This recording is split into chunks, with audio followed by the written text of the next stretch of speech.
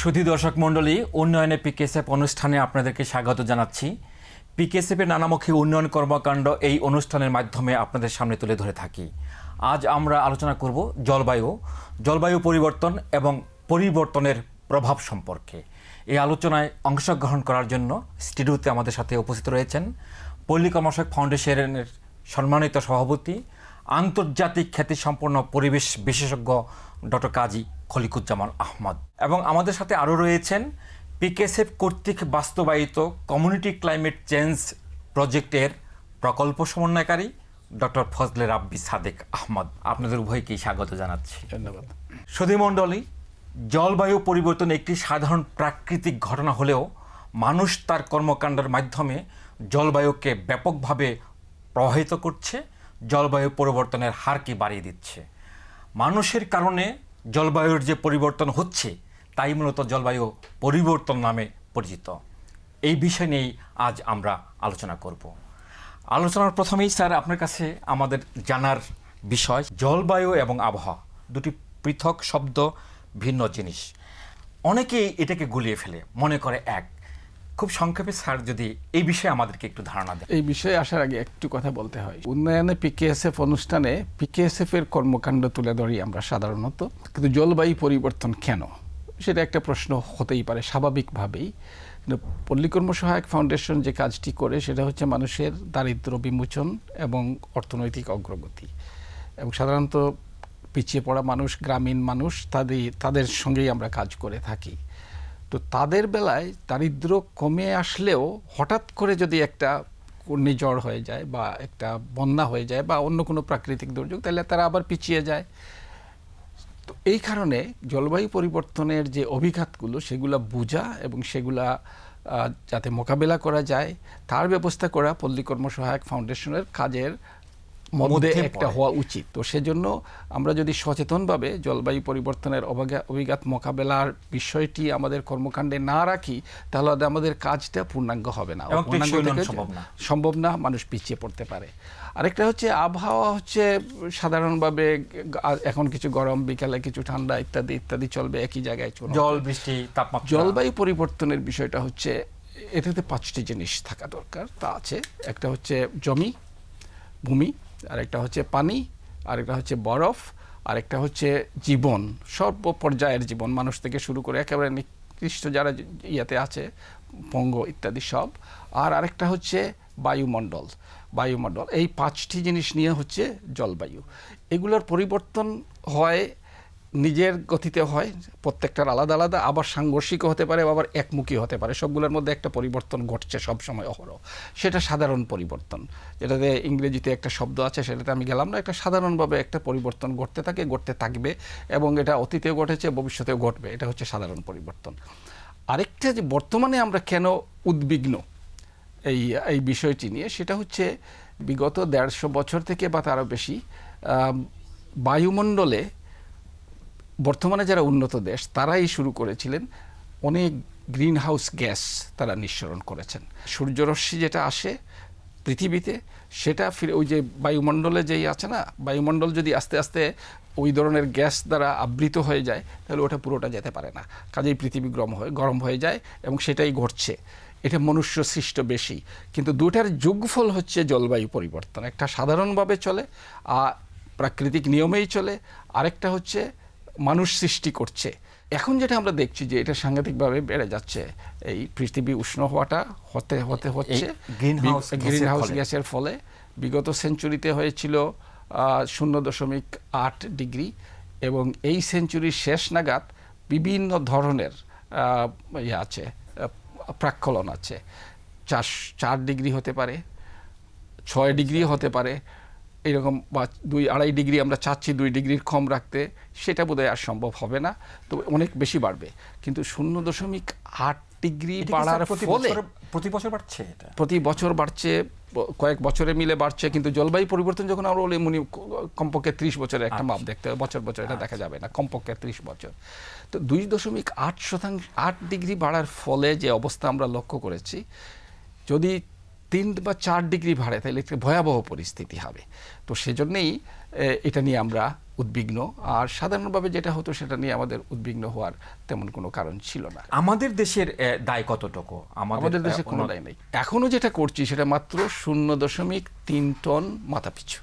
সেটা ধরো আমাদের পার্শ্ববর্তী দেশ ভারতে মানুষ অনেক বেশি, কাজেই তাদের টোটালটা বেশি। ভারত 2 টন মাথাপিছু, চীন 6 টন, মার্কিন যুক্তরাষ্ট্র 20 থেকে 22 টন, ইউরোপে 8, 10, 12, 14 বিভিন্ন দেশে বিভিন্ন রকম।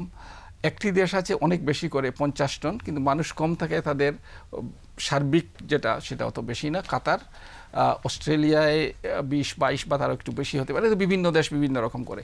উন্নত দেশগুলো বেশি করে। অনুন্নত দেশ যেগুলি আগে করতো না, এখন বড় বড় কিছু দেশে শিল্পায়িত হচ্ছে, সেগুলি করে। তার মধ্যে ভারতের একটা করলাম, চীনের একটা বললাম, তারপরে আছে সাউথ আফ্রিকা আছে, ব্রাজিল আছে, এরা করছে। সাউথ কোরিয়াও আছে এর মধ্যে, যারা শিল্পায়িত হচ্ছে দ্রুত, তারা করছে। তো ওরা আগে করেছে, কারণ মূল দায়িত্ব ওদের। মূল দায়িত্ব হচ্ছে উন্নত বিশ্বের। শিল্পায়নের সাথে এটা সরাসরি শিল্পায়নের সঙ্গে সম্পর্ক, পরিবহনের সঙ্গে সম্পর্ক, তোমার ঘর ঠান্ডা রাখার যে এসি ব্যবহার করো তার সঙ্গে সম্পর্ক, অনেক কিছুই। তোমার চলাফেরার সঙ্গে সম্পর্ক, কিভাবে তুমি চলছো সেটার সঙ্গে সম্পর্ক, মানে সব খাতে তুমি যদি সচেতনভাবে এটা না করার চেষ্টা না করো, যেটা না করলে, তাহলে আমরা যাই করছি তার থেকে কিন্তু গ্রিন হাউস গ্যাস নিঃসরণ হচ্ছে। ডক্টর ফজলে রাব্বি সাদেক, আপনার কাছে আমার জানার বিষয় সেটা হচ্ছে যে জলবায়ু পরিবর্তনের ফলে অনেক প্রভাব পরিলক্ষিত হচ্ছে, এবং বিশেষ করে বৈশ্বিক প্রভাব সম্পর্কে যদি আপনি কিছু বলেন আমাদের। জলবায়ু পরিবর্তনের জন্য যে গ্রিন হাউস গ্যাস, এটা যেই নির্গত করুক বা ইমিশন করুক, এটার প্রভাব কিন্তু সারা বিশ্বব্যাপী। তার মানে উন্নত দেশে যদি নির্গত হয়, সেটার প্রভাব কিন্তু সারা বিশ্বেই পড়বে। গরিব দেশগুলোতে বেশি পড়ে এর জন্য, কারণ তাদের কারিগরি সামর্থ্য বলেন, অর্থনৈতিক সামর্থ্য বলেন, এই সামর্থ্যটা কম থাকার ফলে সেটা কোপ করতে পারে না, তাদের একটু অসুবিধা হয়। পৃথিবীর সব দেশই টের পায়, কিন্তু আমরা যারা ক্ষতিগ্রস্ত দেশ বা অভিঘাতের জন্য আমরা যারা অতটা প্রিপেয়ার্ড না, অথবা সমুদ্র থেকে আমাদের উচ্চতা খুব কম, অথবা যারা প্রাকৃতিক সম্পদের উপর নির্ভরশীল, অথবা কৃষি, মৎস্য বা প্রাণী সম্পদ, তারা বেশি ক্ষতিগ্রস্ত হবে। যে আবার পাশাপাশি তাদের তো অর্থনৈতিক বলেন, আবার কারিগরি যে তাদের যে সুযোগ সুবিধা সেটা কম থাকার কারণে বেশি বুঝবে। আর বৈশ্বিক আমরা কি বুঝতে পারছি, দেখেন আপনারা, কিন্তু আমরা এর মধ্যেও কিন্তু আমরা দেখি এটা সারা বিশ্বে কিন্তু অ্যাকসেপ্টেবল, মানে বলে। যেমন অনেকে আবার একটু কনফিউজড হয়, যেমন বন্যা, খরা, ঘূর্ণিঝড়, এটা তো সবসময় ছিল। কিন্তু আপনারা যদি এখন খেলেন, তা মাত্রা এবং তীব্রতা বাংলাদেশ তো বটেই, পৃথিবীর সব জায়গায় বেড়েছে। যেমন বাংলাদেশের এক্সাম্পল ধরেন, যে 3 নম্বর সিগন্যাল আগে যতটা পেতাম তার মাত্রা এখন বেশি, হ্যাঁ, 4, 5, 9, 10 চলে যায়। এটা একটা। আরেকটা হচ্ছে ফ্রিকোয়েন্সি, মানে নাম্বার। আগে বছরে 1টা বা 2টা, এখন কিন্তু বেশি। খুব ছোট এক্সাম্পল, উদাহরণ দিয়ে, আগে আমাদের প্রধান ফসল ছিল আমন ধান করতাম আমরা, বৃষ্টির উপরে নির্ভরশীল। এখন বৃষ্টিপাত সময়টা ঠিক নাই, যার ফলে আমন থেকে আমরা কিন্তু বোরো ধানে চলে গিয়েছি, এবং বোরো ধান এখন আমাদের প্রধান ফসল। তারপরে ধরেন আমরা ওই যে শীতকালে যে কিছু কিছু ফসল করতাম, ডাল জাতীয় শস্য, তোল জাতীয় শস্য, দেখা যাচ্ছে যে আমাদের আগে বৃষ্টিপাত হয় না, মাটিতে অনেক বেশি আমাদের আর্দ্রতা থাকতো, আমরা করতে পারতাম। আর্দ্রতা না থাকার কারণে ডাল জাতীয়, তেল জাতীয় শস্য আমরা করতে পারছি। একদিকে বন্যা হয়, আরেকদিকে খরা হয়। আমি যেটা জানতে চাচ্ছিলাম সেটা হচ্ছে যে দৃশ্যমান প্রভাবগুলো। আমরা ছোটবেলায় দেখেছি ষড় ঋতুর দেশ বাংলাদেশ, এখন কোন ঋতু কখন আমরা এটা বুঝতেই পারি না। এটা কি তার একটা প্রভাব নয়? বাংলাদেশের অবস্থানটা এমন একটা জায়গায়, ভৌগোলিক অবস্থানটা এমন একটা যে আমাদের একদিকে হচ্ছে হিমালয়, আরেকদিকে হচ্ছে বঙ্গোপসাগর। আমাদের অবস্থাটা কি হবে? পৃথিবীতে যে যতগুলো দেশ সবচেয়ে বেশি ক্ষতিগ্রস্ত, তার মধ্যে প্রধানতম একটি, কেউ বলেন 1 নম্বর, সেটা নাও হতে পারে, কারণ বিভিন্ন কারণে সেটা বোধহয় বলাটা ঠিক নয়। তবে সবচেয়ে বেশি ক্ষতিগ্রস্তদের মধ্যে এটা একেবারে প্রথম সারির দেশ। তার অনেকগুলি কারণ আছে। একটি কারণ ধরো যে এখানে আমাদের 3টি বড় নদী অববাহিকার নিচে আমরা অবস্থান করি। আমাদের পানির উপরে আমাদের কোনো নিয়ন্ত্রণ নাই, উপর থেকে যেটা নিয়ন্ত্রিত হয়। দ্বিতীয় হচ্ছে আমাদের একটা অত্যন্ত লম্বা একটা উপকূলীয় এলাকা আছে, যেখান দিয়ে সমুদ্রপৃষ্ঠ উঁচু হলেই অনেক লবণাক্ততা অনেক দিক দিয়ে ঢুকে দেয়। তৃতীয় হচ্ছে যে আমাদের সমুদ্র থেকে উচ্চতাও খুব কম। তারপরে হচ্ছে কিছু কিছু অঞ্চল দেশের মধ্যে আছে যেগুলি নিম্নাঞ্চল বলা চলে, সেগুলি হাওর, বাওর, সুনামগঞ্জ, কিশোরগঞ্জ ইত্যাদি এই সমস্ত জায়গায়। তারপরে হচ্ছে যে আমাদের গ্রামীণ অর্থনীতি মূলত, এরপরে হচ্ছে আমাদের যে সক্ষমতা, জলবায়ু পরিবর্তন মোকাবেলার যে সক্ষমতা, অ্যাডাপটিভ ক্যাপাসিটি যেটাকে ইংরেজিতে বলে, সেটা কম। আর সবচেয়ে বড় যেটা আমি সব শেষে বলার জন্য রেখেছি সেটা হচ্ছে ঘনবসতি। এই পৃথিবীর সবচেয়ে বেশি ঘনবসতিপূর্ণ দেশ হচ্ছে বাংলাদেশ। তার মানে একটা জায়গায় যদি একটি আঘাত আসে, তাহলে যত মানুষের উপরে আঘাতটা বাংলাদেশে পড়বে, অন্য কোনো দেশে সেই রকম নেই। তো ফলে এতগুলো কারণের ফলে বাংলাদেশ সবচেয়ে একটি প্রথম সারির দেশ। তো এরকম আরও আছে, কোনো কোনো দেশ হয়তো ডুবেই যাবে, মালদ্বীপস, কিন্তু সেখানে 3 লক্ষ, একটা জীবনও যাওয়া উচিত না, প্রত্যেকটা জীবন মূল্যবান, কিন্তু সেখানে 3 লক্ষ 4 লক্ষ মানুষ, আর আমাদের এখানে হচ্ছে 16 কোটি মানুষ। তো বাংলাদেশের যে এই অবস্থা, এটা আমরা তো জানি, বিশ্ববাসীর কাছে এটা এখন পরিষ্কার, এটা আমরা জানিয়েছি, বাইরের থেকেও এখানে গবেষণা হয়। তো সেই হিসাবে বিশ্ববাসী জানে যে বাংলাদেশের এই অবস্থান। অবস্থান জানলেই তো হলো না, তারপরে আমরা কি করব সেটা বাংলাদেশ নিজেও প্রচেষ্টা করছে, আন্তর্জাতিকভাবেও আমরা প্রচেষ্টা চালাচ্ছি। বৈদেশিক সাহায্যের খুব একটা আগ্রহী ব্যক্তি না, অনাগ্রহী বলতে পারো বৈদেশিক সাহায্যে। তো এই একটা জায়গায় আমি মনে করি দরকার, দুইটা কারণ। একটা হচ্ছে যে আমাদের ওই সক্ষমতা না, এটা মোকাবিলা করা, আমরা দায়ী না, কাজেই এটা আমাদেরকে তুমি যে নামেই বলো তাদের সহায়তা এখানে দিতে হবে। এবং আরেকটা ব্যাপার এখানে বলা দরকার, যে যেহেতু অভিঘাতগুলো আমাদের এইভাবে পড়ছে, অভিঘাত মোকাবেলাটাই হচ্ছে আমাদের প্রধানতম কাজ হওয়া উচিত। প্রশমনে আমাদের কোনো দায় দায়িত্ব নাই, মানে গ্রিন হাউস গ্যাস কমিয়ে আনা, ওই গ্রিন অর্থনীতি তৈরি করার দায় দায়িত্ব আমাদের নাই, নিঃসরণই করি না। রাইট, হ্যাঁ, কাজে ওই দায় দায়িত্ব আমাদের নাই। অনেকে আছে অতি উৎসাহী, যারা ওই গ্রিন করার, গ্রিন ইকোনমি, এটা বিদেশিরা খুব পছন্দ করে যখন আমরা বলি যে আমি এখন গ্রিন অর্থায়ন করছি, গ্রিন কিছু করছি, কিন্তু আসল ব্যাপারটা হচ্ছে আমার মানুষের যে দুর্দশা, সেই দুর্দশাটাকে মোকাবিলা করা, লাঘব করার প্রচেষ্টা করা, সেই জায়গায় আমাদের বেশি করে চেষ্টা করতে হবে। এবং এটা বিদেশে অনেকে পছন্দ করে না আমরা এই কথাগুলো বলি, তো আমরা চেষ্টা করছি আন্তর্জাতিক। স্যার অনেক ধন্যবাদ। আমরা প্রভাব সম্পর্কে আরও আলোচনা করব, তার আগে একটি বিরতি নিতে হচ্ছে। শুধু দর্শক মণ্ডলী, বিরতির সময় এবং বিরতির পরেও আমাদের সাথে থাকবেন।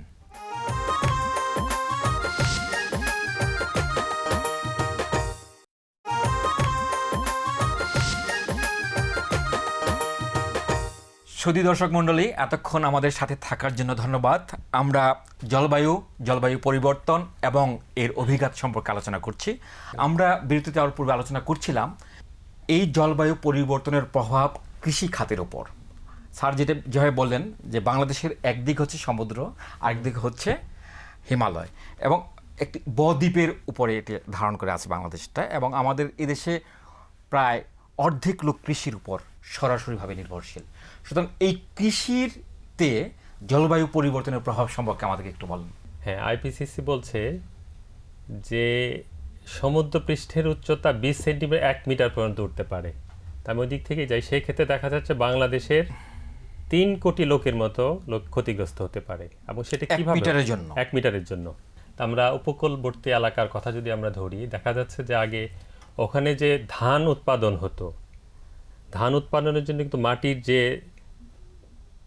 লবণাক্ততার একটা সীমা রয়েছে, যেমন 5 ডেসিমিটার পার মিটারের বেশি যদি চলে যায়, সেক্ষেত্রে অনেক ধানই হয় না। তো সেই ক্ষেত্রে কিন্তু আমরা আমাদের কৃষি গবেষণা ইনস্টিটিউট, ধান গবেষণা ইনস্টিটিউটের মাধ্যমে আমরা রেজিস্ট্যান্ট ভ্যারাইটি বা সক্ষম, মানে প্রতিরোধ সক্ষম ধান উৎপাদন করছি। কিন্তু এটা তো আর খুব সহজেই, খুব তাড়াতাড়ি প্রচুর পরিমাণে উৎপাদন করা যায় না, যার ফলে প্রথমে আমরা কি সম্মুখীন হচ্ছে, উপকূলবর্তী এলাকায় আমরা কিন্তু কৃষি উৎপাদন, যেটা স্বাভাবিক উৎপাদন ছিল, ধান আমি এর জন্য বললাম যেহেতু এটা প্রধান ফসল, ধান সহ অন্যান্য ডাল জাতীয় শস্য, তেল জাতীয় শস্য, শাক সবজি থেকে নিয়ে শুরু করে সব উৎপাদনই কিন্তু একটা প্রভাব পড়ছে। আমরা আগে যেভাবে করতে পারতাম এটা করতে পারি না, কারণ সমুদ্রের উচ্চতা বেড়েছে এবং লবণাক্ত পানি কিন্তু অনেক বেশি উপকূলের ভিতরে চলে যায়। এটা একটা উপকূলবর্তী এলাকার কারণ। অন্য জায়গা আমি এর আগেই কিন্তু বলেছি যে এখন বৃষ্টিপাতের কিন্তু আমরা আগে যে সিজনাল, যেটা আমরা বুঝতে পারতাম যে এখন এই পরিমাণ বৃষ্টি হবে এবং এই মাসে, মানে এই মাসে এই সময় বৃষ্টি হবে, যার ফলে আমি আগেই বলেছি যে আমন চলে গেছে বোরোতে। তো বোরোতে চলে যাওয়াতে কি হয়েছে, আমরা কিন্তু ভূগর্ভস্থ প্রাণী প্রচুর ব্যবহার করছি, এটা কিন্তু নিচে চলে যাচ্ছে। আপাতত কিন্তু আমাদের উৎপাদন খুব বোঝা যাচ্ছে না, কিন্তু কতদিন আমরা ভূগর্ভস্থ পানি তুলতে পারবো, 1 দ্বিতীয়ত ভূগর্ভস্থ পানি তুলতে কিন্তু খরচ করতে হয়। স্যার কিন্তু একটা খুব ইম্পর্টেন্ট কথা বলেছেন যে আমাদের প্রায়োরিটি হচ্ছে খাদ্য নিরাপত্তা, আমাদের প্রায়োরিটি হচ্ছে দারিদ্র্য বিমোচন, আমাদের প্রায়োরিটি হচ্ছে উন্নয়ন। কাজে এগুলা যখন করতে যাব, এই যে আমাদের কি এখানে খাদ্য নিরাপত্তা আঘাত করছে এবং স্বাভাবিকভাবে আমাদের উৎপাদন খরচ বেড়ে যাচ্ছে। এটা তো একদম সাদামাটা কথা আমরা খালি চোখে দেখতে পাই যে 2050-এর মধ্যে বাংলাদেশে তাদের স্টাডি ধান উৎপাদন কমবে 30%-এর মতো 30% কমবে গম, আর ধান 8%-এর মতো গম। উৎপাদনশীলতা, উৎপাদন না, উৎপাদনশীলতা কমে যাবে। প্রোডাক্টিভিটি, হ্যাঁ স্যার। তার মানে ওই যে তাপমাত্রার সাথে এবং বৃষ্টিপাতের সাথে তো খুব সরাসরি জড়িত এগুলো। আর যদি আমরা এখানে সময় কম, আমরা যদি ডিটেইল যাই, আরো বিস্তারিত যাই, জি, আর অনেক আচ্ছা এটা গেল মানে আমরা ধানের ক্ষেত্রে বললাম এবং আমি ইয়ের ক্ষেত্রে বলেছি আগে ওই যে লবণাক্ততা প্রবণ এলাকার জন্য যে আমাদের যে রেজিস্ট্যান্ট ভ্যারাইটি করতে হবে, এটা একটা গেল। শীতকালে বৃষ্টিপাত প্রচুর কম হয় এবং দেখা গেছে যে আমাদের যে ওয়াটার বডি, যেখানে আমরা পানি থাকে, সেখানে পানি অনেক কমে যাওয়াতে কি হয় যে দেশীয় যে সমস্ত প্রজাতির মৎস্য উৎপাদন, পানি বেশি কমা যাওয়াতে আমাদের যে মৎস্য প্রজাতির দেশি কমে যাওয়ার এটা একটা অন্যতম কারণ। যে তারা যে বৃদ্ধির, তাদের যে উৎপাদন বৃদ্ধির যে সমস্ত একটা পরিবেশ প্রাপ্তি, সেটা কিন্তু আস্তে আস্তে কমে যাচ্ছে, বাধাগ্রস্ত হচ্ছে। এটা কিন্তু আমরা পাচ্ছি না। আমরা আর্টিফিশিয়াল বা আমরা খামার পদ্ধতিতে মাছের উৎপাদন কিন্তু বেড়েছে, সেটা ঠিক, কিন্তু প্রাকৃতিকভাবে যে আমরা সাপোর্টটা পেতাম এবং কিছু কিছু প্রজাতি বিলুপ্ত হয়ে যাচ্ছে, এটা একটা কারণ। আরেকটা হচ্ছে আপনি যদি গবাদি পশু এবং ওইদিকে আপনি চিন্তা করেন, সেটা ওই দিক থেকে দেখেন, এটা খুব স্বাভাবিক কথা। আপনার যদি বন্যা হয় অথবা সাইক্লোন হয় অথবা খরা হয়, স্বাভাবিকভাবে যখন খরা প্রবণ এলাকা দেখা যাচ্ছে গরুর ঘাসের একটা ব্যাপক অভাব দেখা দিচ্ছে। এটা তো খুবই সম্পর্কিত। আপনি বন্যা হইলো, গরু কয়েকদিন আপনি কিল্লার উপরে রাখলেন বা ঠিকমতো খাবার দিতে পারলেন না। কাজে যেহেতু জলবায়ু পরিবর্তনের সাথে প্রাকৃতিক দুর্যোগের সম্পর্ক রয়েছে এবং প্রাকৃতিক দুর্যোগ বাড়লে স্বাভাবিকভাবেই এই গবাদি পশু বিশেষ করে তাদের উৎপাদন, তাদের প্রতিপালন এবং তাদের উৎপাদন, দুধ বলেন, মাংস উৎপাদন বলেন, এগুলো কিন্তু স্বাভাবিকভাবেই কমে যাবে। অনেক ধন্যবাদ আপনাকে, আপনি অত্যন্ত চমৎকারভাবে আমাদেরকে বুঝিয়েছেন। স্যার, আপনার কাছে আমাদের শেষ প্রশ্ন, সেটা হলো যে ডক্টর ফজলে রাব্বি যে বিষয়গুলো নিয়ে আলোচনা করলেন, এটা গ্রামীণ অর্থনীতির সাথে সম্পর্কিত। আমরা যদি দারিদ্র্য বিমোচন বলি, আমরা যদি অর্থনৈতিক উন্নয়নের কথা বলি, গ্রোথ একটি বিষয়। আমরা আমাদের সরকার প্রাক্কলন করে যে আগামী বছর আমাদের গ্রোথ প্রবৃদ্ধি কথা, এইটা তো সামগ্রিকভাবে স্যার বাধাগ্রস্ত হবে, সেই বিষয়ে যদি স্যার না, একটা হচ্ছে যে কোনো খাতে যদি উৎপাদন কমে তাহলে সার্বিক উৎপাদন কমবে। এবং আমরা লক্ষ্য করছি যেটা আর কি, যে ডক্টর রাব্বি যেটা বললেন যে কৃষি খাতে উৎপাদন ব্যাহত হচ্ছে। একটা হিসেব আমাদের আছে যে যদি জলবায়ু পরিবর্তনের এই যে অভিঘাতগুলো না ঘটতো, ঘন ঘন যদি বৃষ্টি না হতো, মানে ঘন ঘন যদি বন্যা না হতো, ঘন ঘন যদি সাইক্লোন না হতো, এবং অন্যান্য যেগুলি ঘূর্ণিঝড়, তারপরে টর্নেডো আরেকটা হয় মাঝে মধ্যে এখানে ওখানে নষ্ট করে, না হতো, যদি প্রাকৃতিক দুর্যোগ এরকম না বাড়তো এবং অভিঘাতগুলো মানুষের উপর না পড়তো সাধারণ, তাহলে আমাদের জাতীয় আয়ের প্রবৃদ্ধি 1.5 থেকে 2% সংখ্যা পর্যন্ত বেশি হতো। অর্থাৎ 6 যেখানে হচ্ছে সেখানে 7.5 বা 8 হতে পারতো যদি এটা না হয়। কিন্তু এছাড়াও একটা ব্যাপার আছে, একটা তো সরাসরি ক্ষয়ক্ষতি, আরেকটা হচ্ছে যে যখন এইরকম দুর্যোগ ঘটে তখন মানুষের ত্রাণের প্রয়োজন হয়, তখন মানুষকে পুনর্বাসন করতে হয়, এবং তার জন্যে উন্নয়নে যে অর্থ ব্যয় হতে পারত সেই অর্থ এখানে স্থানান্তরিত করা হয়। কাজেই আমরা পিছিয়ে যাচ্ছি বিভিন্নভাবে। তো সেই জন্য সার্বিক অর্থনীতির উপরে এর একটা প্রভাব পড়ছে, এবং এটা মোকাবেলা করতে গেলে এখানে অনেক খরচ করতে হয়। শুধু যে ওই বছরে হলো ওইটা না, এটা তো দীর্ঘমেয়াদী ব্যাপার। দীর্ঘমেয়াদে যে ব্যবস্থা গ্রহণ করতে হবে তার জন্য অর্থ ব্যয় প্রয়োজন হবে, জনবল লাগবে, এগুলোকে তৈরি করতে হয়, প্রতিষ্ঠান তৈরি করতে হয়। তো এই সমস্ত জায়গাগুলোতে আমাদের অনেক বেশি খরচ করতে হবে ভবিষ্যতে যদি এটাকে আমরা নিয়ন্ত্রণে রাখতে চাই। তবে আমরা সচেতন, কিন্তু কতটুকু করা যাবে সেটা নির্ভর করছে অনেক কিছুর উপরে, সেটা এখানে অত বিস্তারিত আলোচনা করা বোধহয় সম্ভব হবে। স্যার, এটা বোধহয় আমরা পরবর্তী আমাদের যে পর্বটি অনুষ্ঠিত হবে সেখানে আলোচনা করব। স্যার, আপনাদেরকে অনেক ধন্যবাদ ডক্টর ফজলে রাব্বি আপনাকে এই সমৃদ্ধ আলোচনায় অংশগ্রহণের জন্য। শুধু দর্শক মণ্ডলী, জলবায়ু পরিবর্তন একটি বৈশ্বিক সমস্যা। জলবায়ু পরিবর্তনজনিত ক্ষতিকর প্রভাব মোকাবেলা বাংলাদেশের জন্য একটি কঠিন বাস্তবতা। কোনো ব্যক্তি, গোষ্ঠী বা কমিউনিটি একক প্রচেষ্টায় জলবায়ু পরিবর্তন রোধ বা ক্ষতি মোকাবেলা করা সম্ভব নয়, বরং সচেতন সব নাগরিকের যৌথ উদ্যোগ ও কর্মপ্রচেষ্টায় এ প্রভাবসমূহ সহনীয় মাত্রায় এনে টেকসই উন্নয়নের সকল বাধা দূর হবে সে প্রত্যাশায়, সে আশাবাদ ব্যক্ত করে আজকের অনুষ্ঠান শেষ করছি। আগামী অনুষ্ঠান দেখার আমন্ত্রণ রইল।